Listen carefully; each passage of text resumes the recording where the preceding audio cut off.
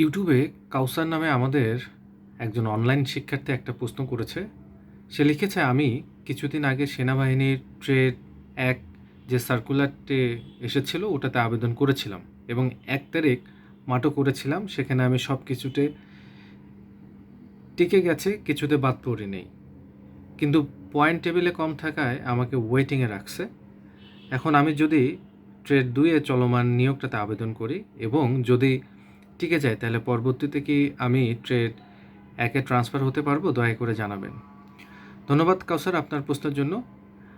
আপনি ট্রেড 1 আবেদন করে ওয়েটিংয়ে আছেন। আশা করা যায় ওয়েটিং থেকে পরবর্তীতে আপনাকে ডাকতে পারে, এবং যদি না ডাকে আপনি ট্রেড 2 আবেদন করেন।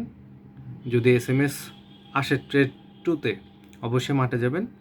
যদি মাঠে টিকে যান তাহলে আশা করা যায় আপনাকে ট্রেড 1 আপনাকে ট্রান্সফার করে দিতে পারে। তবে অবশ্যই মনে রাখবেন, ট্রেড 1 আপনি যে পয়েন্ট টেবিলে যে নাম্বার পেয়েছিলেন সেটার তুলনায় আরও বেশি নাম্বার আপনাকে পেতে হবে।